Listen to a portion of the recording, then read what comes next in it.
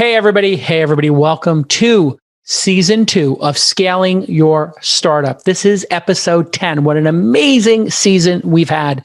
If you want to watch all of these videos from some of the greatest founders in the industry, you just go to thisweekinstartups.com/scale.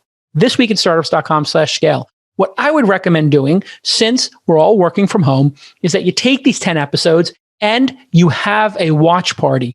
Maybe you do 1 per week over 10 weeks or 2 per week over 5 weeks with your team. And you watch these together and you take notes, or you watch them on your own, you take your notes, and then you have a conversation about it afterwards. But this is some of the greatest advice you're going to get on topics including this season: growth, social media, copywriting, critically important, sales, fundraising, product, also critically important, SEO and conversions, something that's very tactical, but very important, how to build a great culture, and how to operate efficiently with low burn. We also get into customer success, but today we're ending with a bang. One of the great product people is with us today, my good friend, Traynor, the CEO of Intercom, a company that has hit $150 million in revenue in 2020, and it's probably much more in 2021. Des is going to share a brand new talk for the first time here, which is his very best advice for seed and Series A startups, and he knocks it out of the park. I do some Q&A with him at the end of the episode where we get into work from home and the efficiency that it has brought about for running startups. But he really breaks down the importance of speed in a startup and how to have a product customer fit discussion within your startup and make that your true North Star. Talks about interviewing users and defining important metrics, not hackable metrics, things you can fake, and just everything you need to know about scaling your startup. It's really just the cherry on top of a great season. Thank you to Emmy Award-winning producer Jackie for putting together season 2, and thank you to our partners who sponsored this series, which millions of people will watch this year and into the future years, to really just sharpen your blade and to be a better founder or a better executive at your startup, so that you increase your chances of winning and you increase your chances of winning big. We talk about efficiency in this episode and repeatability for startups. It's just tremendous. And in many ways, this is a great video to start with. So if you're just getting to the series, starting with this video and then working backwards to the more tactical talks might actually be a better order. Kind of like reading the last chapter of a novel, which some people tell me they do. I think that's a terrible idea, but I've heard that before. All right, so stick with us.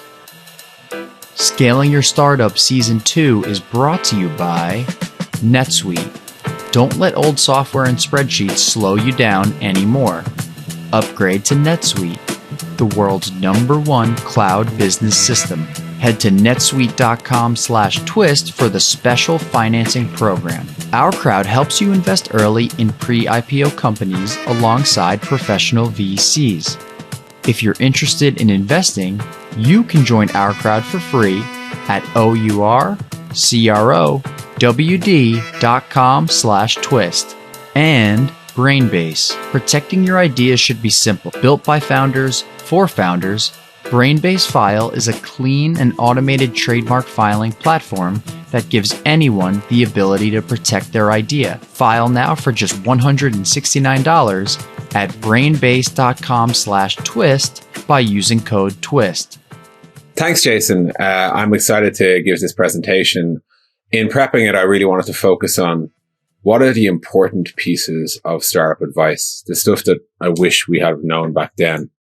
And in that regard, I'm trying to separate us from this epidemic of startup advice. And if you're in a startup, you're probably one of the most over-advised people in the world, up there with politicians and world leaders. There is a never-ending deluge of just people telling you all the stuff you need to do, and it just doesn't stop. And if you read it all, you'll never build a startup, I promise you. I hope to tell you about the bits that I believe matter a lot. It's not to say the other stuff doesn't matter, but there are some fundamental invariants about startups that succeed. And that's what I want to talk about today. There's 4 areas I'm going to cover. The importance of a vision and a mission for a company. The need for speed, not to be totally Tom Cruise-like about it.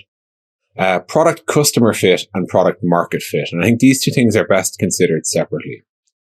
So starting with vision and mission.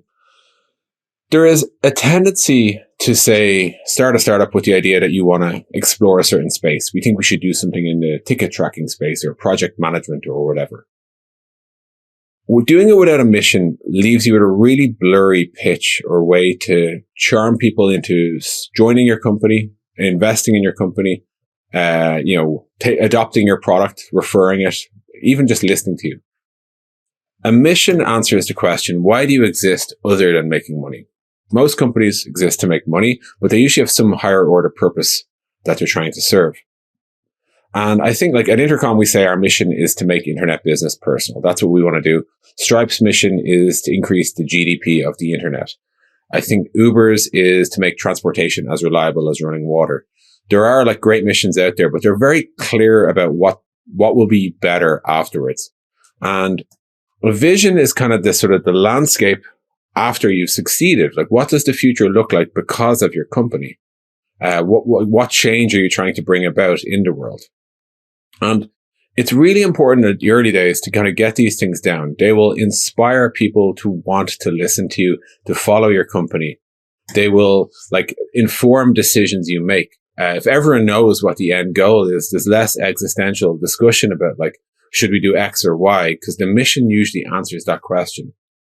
Your brand becomes a lot clearer, what you actually stand for. Customers know what they're buying into. Like, do you think that, project management should be run one way or the other? Do you think that like online commerce should be easy or hard? Do you think it should be like legally compliant or should it be built for developers? Like, these are the sort of things that will like bleed out of having a strong mission and a strong vision. And lastly, your employees. You want a team inspired by shared purpose, a shared purpose. And it can't just be revenue growth or like monthly metrics. And I think you should be skeptical if people are excited about owning a chunk of your company, but not excited about what the company does. It's frankly dangerous. You want people to really believe in the mission. That's a short section. I really think it's fundamental to early stage startups, specifically when I'm advising or investing.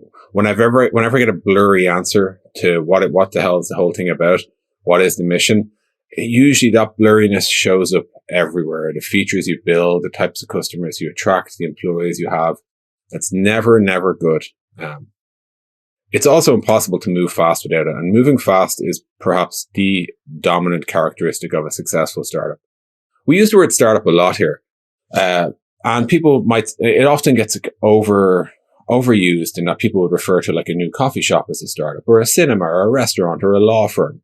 And like the key difference to me is like startups are just designed in every way to grow fast. And speed is literally the thing. It is what makes them backable as businesses.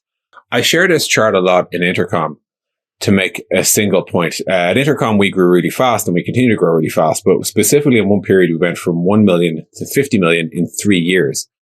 That's obviously quite fast, right? You 50x in 3 years. It's a phenomenal amount when you get to like, tens of millions of dollars. The point I always have to stress to folks is it's not the 50 million that makes us valuable. It's the 3 years that makes us valuable. And that is like the core idea of speed. It's like everything has to happen at breakneck speed. You should be really uncomfortable with things moving at a normal pace or even a fast pace. The challenge is really how can everything move as fast as it possibly can, with obviously some requirement of sustainability in that it can't break along the way, but it needs to be moving damn fast. I also tell a story of 2 different companies. And this is obviously a sort of parable. I'm not talking about specific companies, but I would say, having invested and advised in, like 50 companies at this stage, there's some just generic truth to this. Companies that ship fast always outperform. In all cases, I've never seen anything to the exception. School's out for summer, but if your business is running on outdated software, you'll never get a break. Failing to graduate to Netsuite is like being stuck in summer school while your friends are free to party in the roaring 20s. Here we go. Manual processes, integration difficulties, and glitchy delays will leave you scrambling for the numbers you need. And you need to know your numbers cold, whether you're raising money or you're making a prediction or you're eventually going to go public. Maybe you're going to SPAC. You're going to need to know your numbers cold. This is how great organizations run, and great organizations run on NetSuite by Oracle. because they can scale with you no matter how big your business grows. With visibility and control of your financials, inventory, HR, e-commerce, and more, NetSuite is everything you need to grow, all in one place. And 93% of surveyed businesses increased their visibility and control since graduating from outdated software to NetSuite. So go ahead and switch to NetSuite today and close your books in no time and on time so you look more credible to your investors and your board. Okay, special financing is back. NetSuite is offering a one-of-a-kind financing program only for those ready to graduate from all this outdated software that's slowing you down. So head over to netsuite.com/twist today. That's special financing at netsuite.com/twist.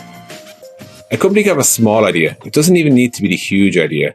But if they're moving fast, what you'll see is they're just constantly shipping to this drum. And because they're constantly shipping, they can grow a user base.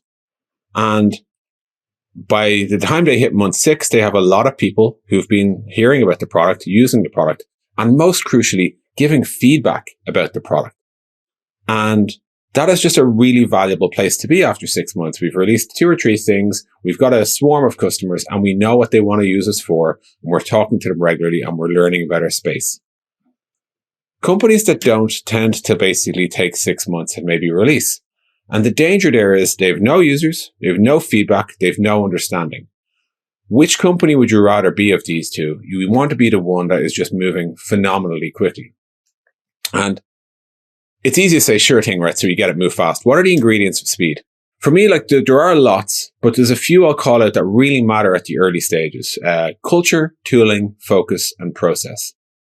So starting with culture, there are things that we baked into Intercom from the early days that I encourage everyone to do to keep the speed alive. One of them is we just made it very clear at the very start. The very first blog post our VP of engineering wrote was simply this: shipping is our heartbeat. We have to do it on a regular rhythm, consistent.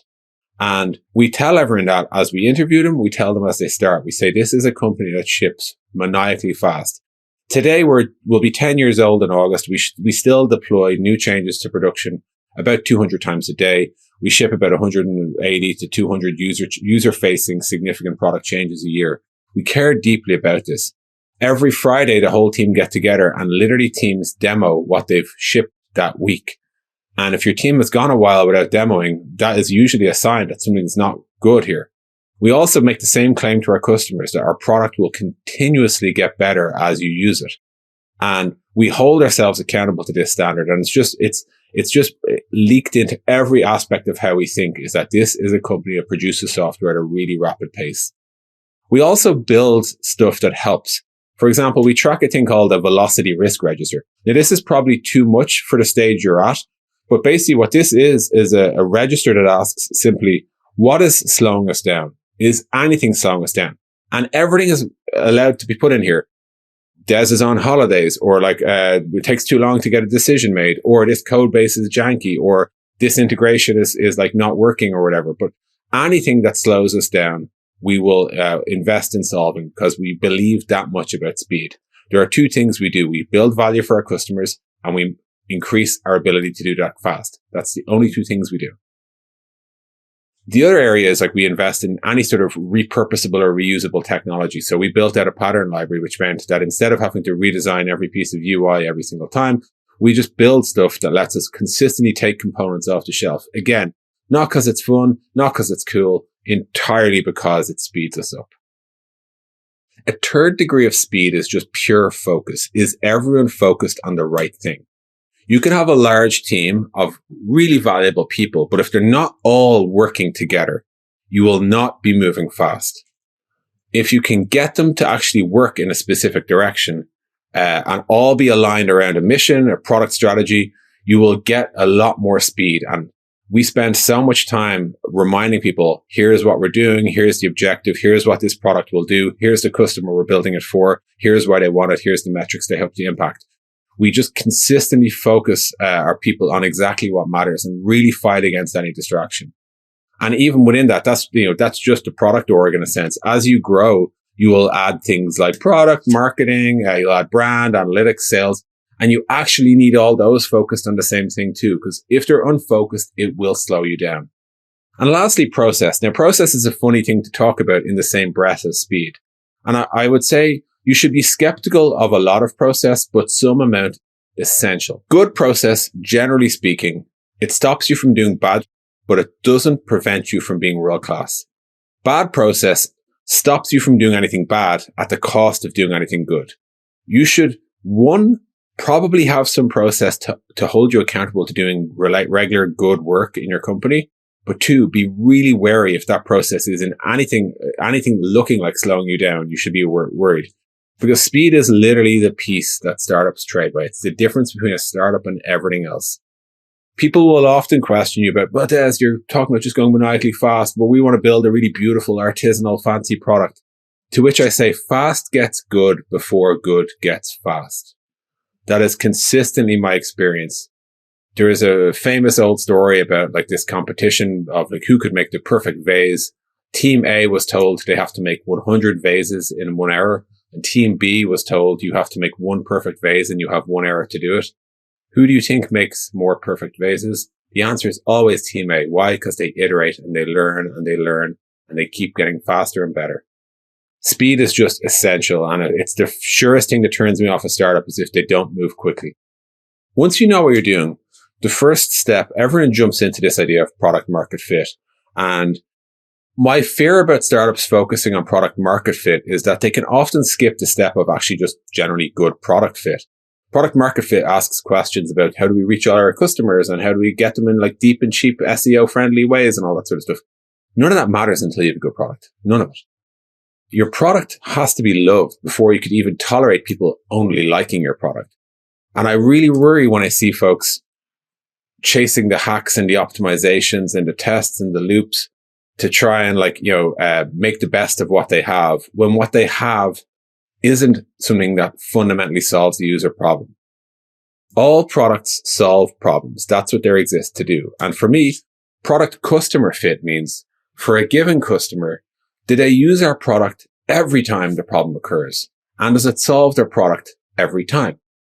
And I say customer here, and I really want to be careful. A lot of early stage startups will count their friends, their family, their friends within the same incubator, etc., as their customers. They're too forgiving. They won't uninstall you or delete you or whatever.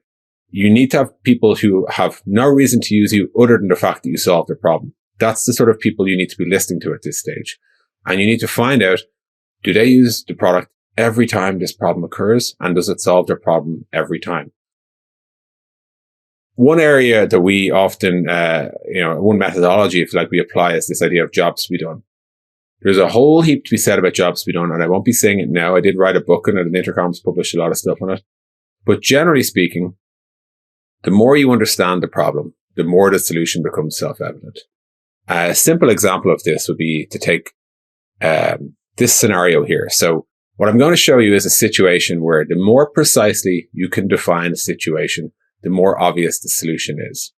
If you're just hungry, loads of things, soups, salads, steaks, sandwiches, everything can solve the I'm just hungry problem. What if you're in a rush? Well, I guess you're not going to order a steak. You might not want to wait around for a salad to be prepped.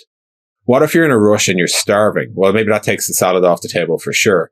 What if you're in a rush and you're starving and you need to eat with one hand while you're on the go because you don't know when you're going to get another chance to eat? Well, now you're taking everything off the table except for stuff that can be eaten quickly, ordered quickly, and perhaps is even a little bit tidy to eat. And you start to get a more refined definition of what it is you're supposed to do. In this case, it's pizza or a burger or whatever.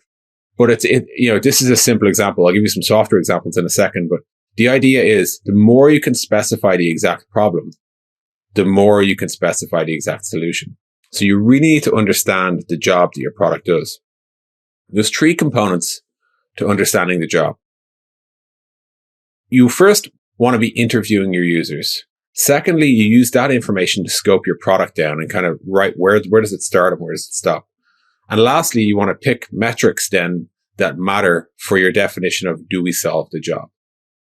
So when it comes to interviewing your users, what a lot of people will do is just start a conversation with everyone who uses their product. And that's dangerous because you can't tell one group from another. It's really useful if you can break them down into specific types of people. People who just started trying to use your product today. people who used it last week but stopped this week, people who are trying it out. So if you have a trial function or if they're in their first few days, people who are shopping around as in they downloaded it, but they downloaded a lot of stuff at the time. Your actual active customers, like as in the people who are using your product, it seems. And then people who became inactive. They were once active. Now, you won't have all of these at the early days of a startup. You'll definitely have new, you'll definitely have active if things are going okay, and you'll definitely have churned. But it's really useful to be able to break these apart in terms of the points in the life cycle, because you'll learn different things from each of them. New customers will tell you, I downloaded your app because I wanted to blah. Whereas churned customers will be like, I thought you did X, but you don't, or you don't do it well enough. Your daily active or your monthly active, like the people who you define to be your actual customers, they'll tell you exactly what it is that you do for them in this world. But more importantly, something to listen out for is what caused them initially to go looking for your product. What actually was the trigger point that had them go and download the app or visit your site or sign up or whatever. And also, what makes them launch it on a regular basis? When you have all this information, you can use this to draw up, well, what we call storyboards. A storyboard is something that just summarizes everything that we know about why people start using the product. For us, this is just, where does the product start and stop? So we're like, this is an actual real Intercom one from a few years ago. One of the jobs was, I have a problem with customer support. Help me fix that problem today. And all these words are deliberately chosen. So today means I want to install the thing and make the problem go away in the next 24 hours. It does not mean I want to begin on a journey or whatever. The thing we look out for, the sort of storyline you see at the bottom, it's like the Pixar pitch, like once upon a time, every day, until one day. What we're really trying to drill in there, like a detective almost, we're just trying to drill into specifically what happened in your life such that our product came into it. And we do this for every release that we have in Intercom, right? We want to find out what happened such that you started needing our product. What did it feel like to start using our product? How did you know our product was the right one for you? What was your definition of success? And do you ever think you'll stop using our product? These are the things that you want to hear from your customers. And we use all of this to define metrics that matter. It's time for another Ourcrowd deal of the week. Right now, you can join Ourcrowd's investment in Zippin. Zippin is building checkout-free technology for the trillion-dollar retail industry.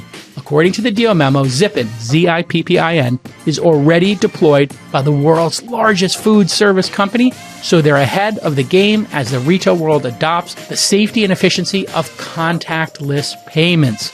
You can get in early on Zippin and other unique opportunities at ourcrowd.com/twist. By the way, did you know that Ourcrowd investors were able to get in on some of the best IPOs of 2019 and 2020? They benefited from companies IPOing like Beyond Meat and Lemonade, and some of Ourcrowd companies have been acquired by buyers like Intel, Nike, Microsoft, Oracle, and Uber. With Ourcrowd, accredited investors can participate in single company deals for as little as $10,000, or one of Ourcrowd's funds for as little as $50,000. Again, the Ourcrowd account is free. Just go to ourcrowd.com/twist. A lot of startups early on will tend to just use what I would call hackable metrics, monthly active users or DAOs or email opens or something like that. But they don't tell you what you need to know. It's very easy to sort of hack these things. And I think the actual question you really need to know is, do they use my product every time it matters?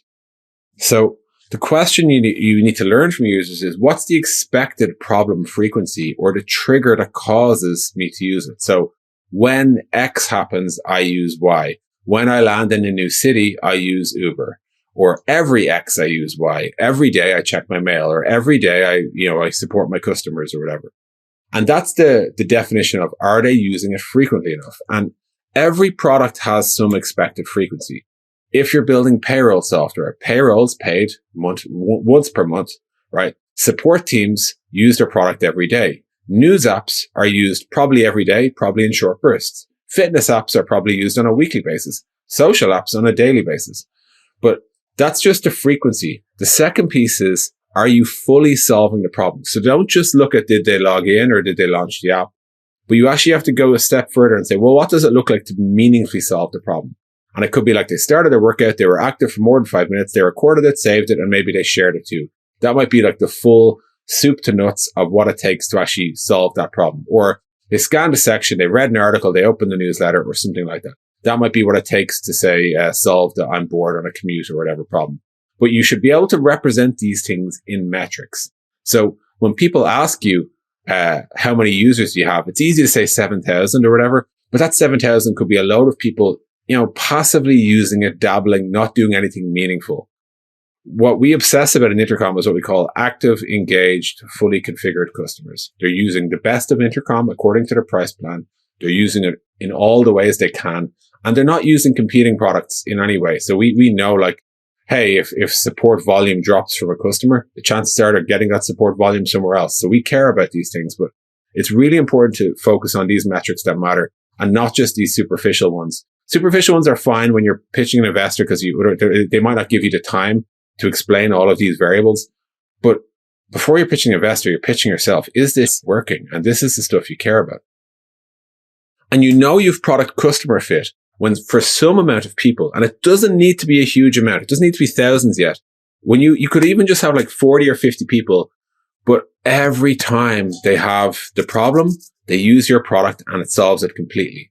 And I remember I think Superhuman focused on, I think just like 50 regular, fully onboarded email customers. Obviously more today, but initially they focused on just, we need to solve email for a small number of people. Once you've done that, the hundreds and the thousands will follow, because for a small group of unforgiving customers, every time this problem exists, they adopt your software. And that is exactly what, when you have product customer fit. Product market fit is the next stage for me. You have product market fit when you have a repeatable, reliable, and efficient way to reach the people who have the problem your product solves. And all three are necessary. Repeatable meaning it's not just a one-time thing. Hey, we went on Product Hunt, or hey, we sponsored a show or a podcast, or whatever. It has to be something that'll just consistently work. And the reason, say, sponsors won't consistently work is because it's usually the same audience you're going back to. You need to have a repeatable way that'll keep going, right? Reliable in that, it should, produce some sort of like conversion rate that works, and it shouldn't suddenly break in the middle of nowhere. You shouldn't be able to get outbid on it or anything like that. And efficient is when you get into the depths of things like LTV, lifetime value of your customer, versus CAC, customer acquisition cost, and all of that sort of stuff.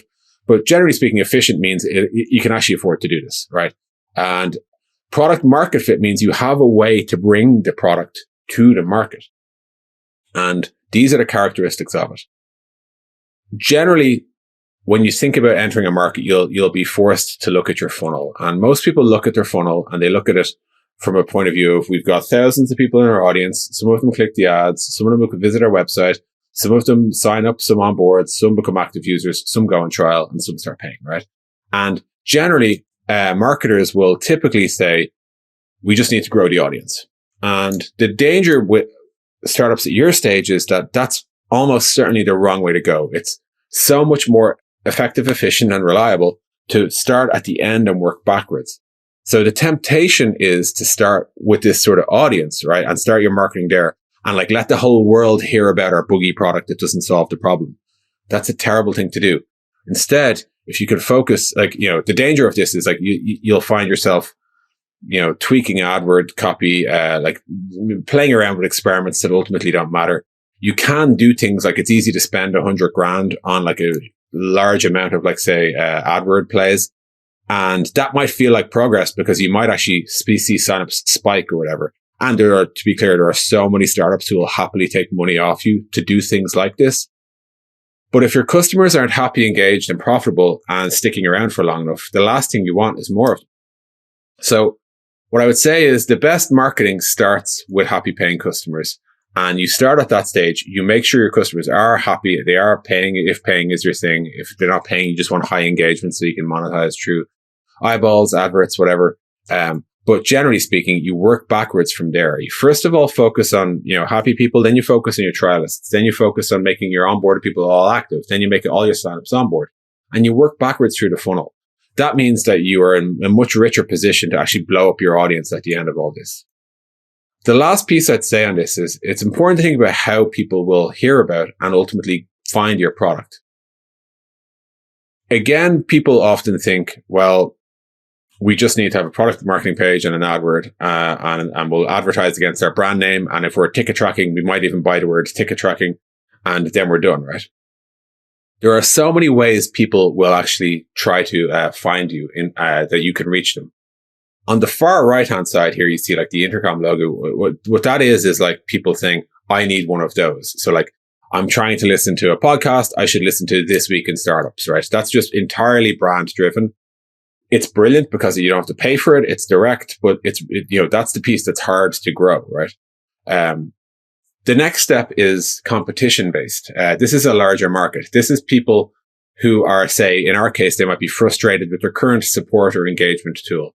Or in the case of a podcast, they might be frustrated with the boredom that they're listening in all these other podcasts. So they start looking for different versions. And in that world, you want to run competitive marketing. You want to have competitive landing pages. You want to say, stop using the boring old incumbent and start using us. Another way people will shop is they'll look at things like category by category. So like they might have something like, I think I need to use something in the customer engagement space. And they might look at one of those, grids that maps out every type of piece of software out there. And you need to make sure that you're putting your hand up to be in the right category. And lastly, there are people who actually don't know how to solve their problem. So oftentimes we get a lot of, say, traffic for people who are asking the question, why do all my signups quit?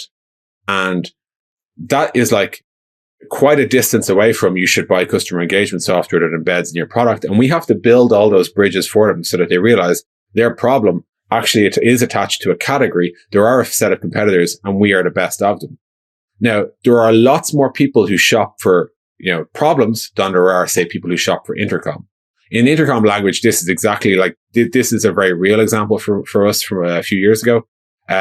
People are coming to our website, not buying. That's a problem. And everyone's bidding on that, like conferences, growth people, A/B testing software, all these sort of things. That's one area where we have to compete. We also need to sell a tool to talk to customers.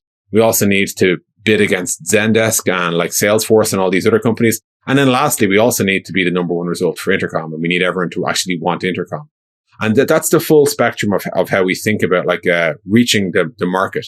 We have to be present in all ways people think about buying anything that Intercom solves. So just to conclude, I would say at the early stage of a software company, the first thing that matters is get your mission and your vision straight. Know exactly what the purpose of your company is and make sure all your employees know it. And they all buy into it much more than they buy into any other reason to work there. Lots of people want to work in tech, but do they want to work on your mission is a huge question. Secondly, speed is the fundamental characteristic of a successful startup. Yes, that means hard work. Yes, that means hiring for talent. Yes, that means focus. Yes, that means diligence. It can mean long hours. It can mean all of these things. But speed is not an option. It's a mandatory requirement. Thirdly, product customer fit. Make sure you can find a small group of people who don't have any emotional connection or loyalty to you, and make sure you can solve their problem specifically. And lastly, enter the market with your solution when you have done that, and enter it fast. I'm Traynor from Intercom, and that's all I wanted to say. Thank you very much. Every startup needs to ensure that they own their intellectual property. And that all starts with filing your trademarks. I have had tons of hassles with different trademarks. I'm not going to get into all the details here, but imagine you have a really great name and a great domain name, and then somebody adds a word to it. And then they create a competing product, and you didn't file your trademark. Now they go and file their trademark, and now they are going to try to stop you from using the trademark that you forgot to file. Don't be this person. You want to get your trademarks done, and if you don't know where to start, look no further than Brainbase File, a clean, simple, and automated trademark filing platform that gives anyone the ability to protect their best ideas. There is no need to spend thousands of dollars on a fancy law firm to file your trademark for you. Nope, you can do everything yourself in a few easy steps. Brainbase File gives you goods and services recommendations using AI so you can avoid back and forth office actions with the U.S. Patent and Trademark Office. And you get to eliminate all that human error. They also offer full transparency into the USPTO process with step-by-step notifications and real-time updates on your trademark's approval. No one likes dealing with trademarks, but Brainbase File makes it easy. Head to brainbase.com/twist and enter the code TWIST at checkout to file your first trademark now for just $169. That's a 15% discount, and that's a fraction of what you would pay to have a law firm do it. Brainbase.com/twist. All right, Des, great job as always. Let's get into speed. Obviously, the reason why startups win is because they move faster than the incumbents. That is a great asset. You spend a lot of time talking about speed and hiring people who want to go fast. Is there a type of personality that is aligned with this, going fast? Or can everybody go fast? And it's just a matter of during the interview process telling somebody, we're going to move fast. And if you're not comfortable with moving fast because you came from a big company that, went slow because that was important for their mission is to go slow and be cautious. Maybe they work at GE and a nuclear division and going slow is an asset. How do you get talented people to embrace going fast? I think the characteristic you're looking for is risk tolerance, because going fast inevitably means you're going to make more mistakes. That's the thing that's going to happen. And like people, will get freaked out about, oh my God, we shipped that thing and it didn't work and the customers didn't like it. And I'm like, yeah, and that's why we unshipped it. And now we're on to the next project. Whereas I think if your previous company was one where there are valid reasons to move slowly, like banking software, nuclear power plants, whatever, right? But if your previous company was one where hey, we only have 500 enterprise customers and they'll quit if we make a mistake. Yeah, fine. That's, I can understand why you'd be trained that way, but you need to have an appetite for risk. I think that's the invariant that's hard to fix. Like most people, in Intercom, if you kind of jump on this very, very fast conveyor belt in a sense. So being slow isn't really an option, but you need to be okay with the idea that every now and then we'll make a wrong decision. We'll abandon the strategy. We'll change something. We'll, reorg, whatever. And we're okay with the fact that we make mistakes. And making mistakes means we're making things. And that's the trade-off. That's the real characteristic you're looking for. Are you okay moving fast, taking risks, putting your name on something and realizing it didn't work, etc.? So that ownership combined with permission to make mistakes is part of this social contract when you come join a startup. I think that's just a great way you framed it. Okay, so let's talk about something interesting that happened during the pandemic, which was we were all forced to work remote, and with the exception of frontline workers, thank you for your service. And that, what I found is things are now moving at a breakneck speed, and people are being cutthroat about being efficient. So, as but one example, founders used to love to meet in person. Their goal was to get that in-person meeting because they thought they could sway you. And that was the important thing, was to get in the room and spend 90 minutes, and extend the meeting for as long as possible. Now I'm seeing founders say, hey, let's do a quick 20-minute call. I'll run you through the short deck. You can ask me questions. Then let me know if you think it's a fit. We can go deeper. And so now I'm seeing 3-4 companies in the time I used to take to see one. And I'm doing twice as many deals at twice the investment amount per deal, all because of the pandemic. And I have a thesis, which is, hey, during the pandemic, you're getting to meet more companies. Therefore, you're finding more fits.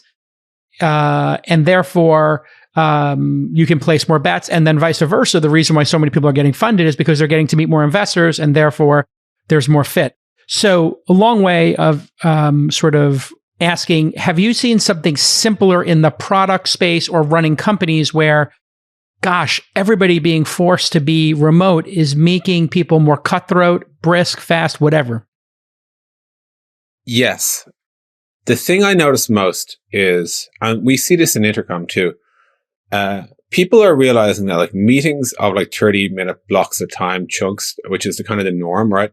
They're quite expensive and maybe not as necessary as we often thought. And I think the Zoom fatigue is a real thing. So we have a lot of meetings. Like today, I had like 4 or 5 meetings that lasted like 7 minutes. Like they just needed to hear it from me straight about what we were doing, and I said it to them. But what I also see is a lot of meetings getting replaced by like just moving towards a written culture. Like you're probably the same at launch, where you just people just post in Slack, here's what I'm doing today. They don't need to meet you every morning. You don't have a daily stand-up routine. They just say, like, people are finally realizing that like reading is twice as fast as listening.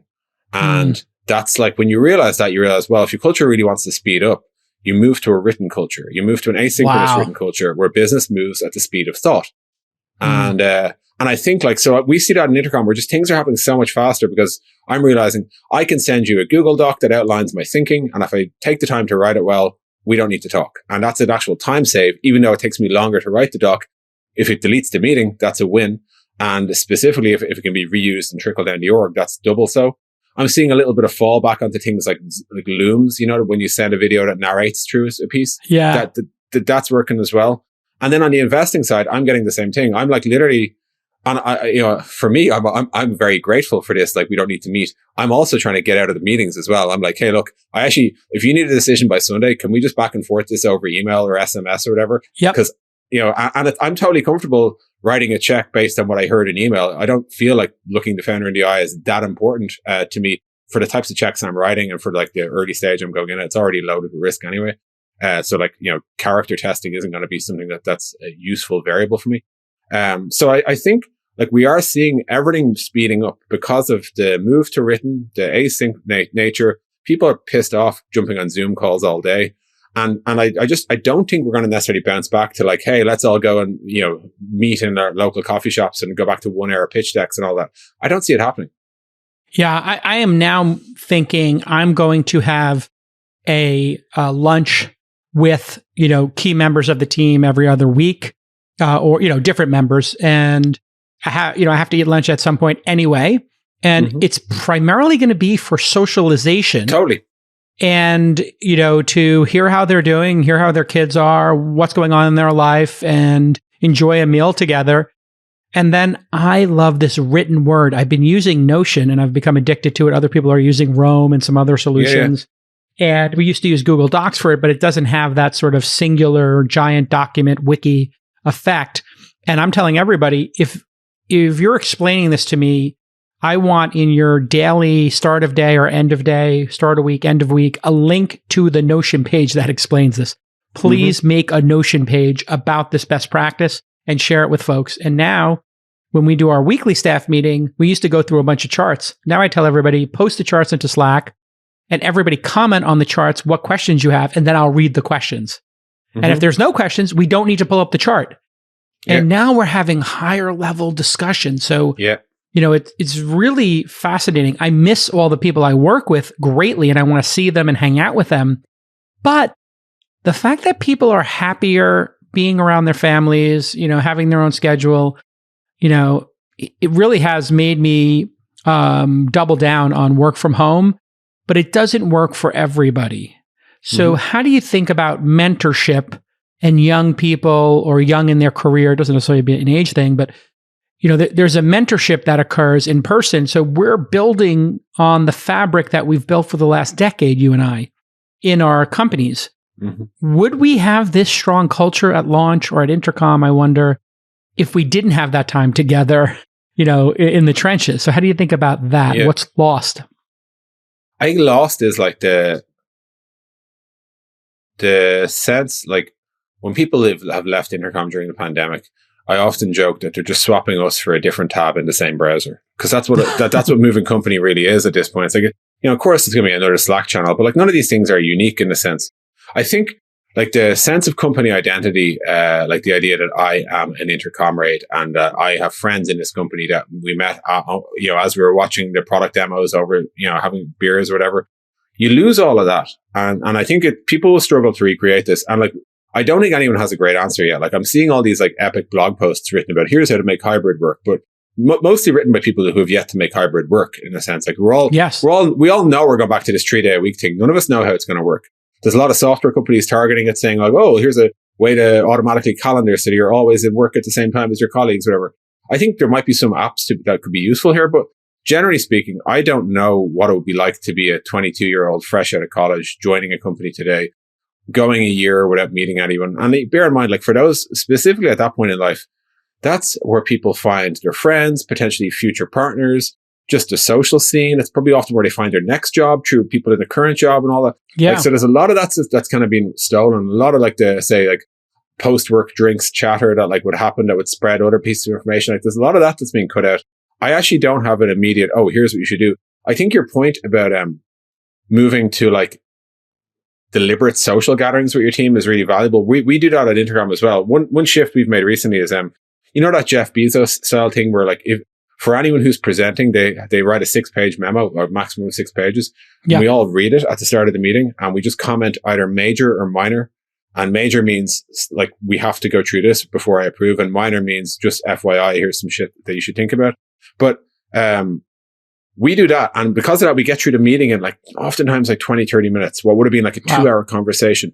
And then we've like 90 minutes for like, how's your weekend? How are the kids? How's your son recovering well? Whatever.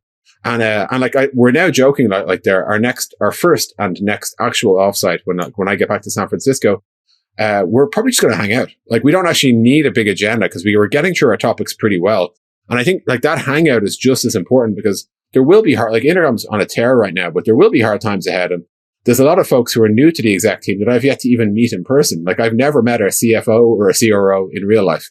And we have to go to war together over the next few years. So like there's a lot of like it's more important for me that we build the social bonds than it is that we like, have the serious conversation eyeball to eyeball about optimizing some advertising campaign or whatever. It is so interesting when you think about it. The cost of quitting a job where you've never met anybody and you have no fabric and no real stake in the company other than the transactional nature of compensation it gives people the ability to say, yeah, I'm just going to change tabs. I'm just going to move over to another tab. I'll try that. And then I can flip back and forth. In a way, there's something lost there, which is you didn't get a chance to bond with a group of people and we're social beings. In another way, you get to find a perfect fit for yourself. And this idea that you're going to stay in a job because you don't want to have on your resume that you flipped after 6 months, that's actually kind of a good thing as well, because you really don't want people who are unhappy or it's not a fit for grinding it out and then creating a toxic culture or feeling resentful. Yeah, that's definitely true. I think in general, exploring the solution space as a young employee is a good thing. Like, I definitely don't negatively look at people who have hopped too often. I do become skeptical if they've hopped and like frequently and advanced at the same time. So like entry-level engineer, senior engineer, and like, and a principal of engineering all in the space of like, 4 or 5 months per stint or whatever. And I think I'm seeing a bit of that happen because the market is so competitive for tech talent right now that like people are just basically offering slightly more senior roles to try and get people out of companies, regardless of merit. And there's definitely an opportunistic thing you can do right now, which is I think, if you're smart, you can kind of outrun your BS by like talk a big game, get the job, quit before they find you out, take the next role at the next company or whatever. Yeah, title inflation each time. And then people on the other side of the table like, sure, if you want a VP title, we'll give it to you if that gets you in the door, because we got to fill this seat. That's exactly it. Like, so, and you do see that. And you don't see it in engineering generally, because at some point it's like, yo, can you code? Like there's a hard test, right? Like, but in the areas where exactly. Well, in the areas where frankly, like talking is the skill, you can, and when like some per person's under pressure to hire, like, as in we really need this head of blah, blah, blah.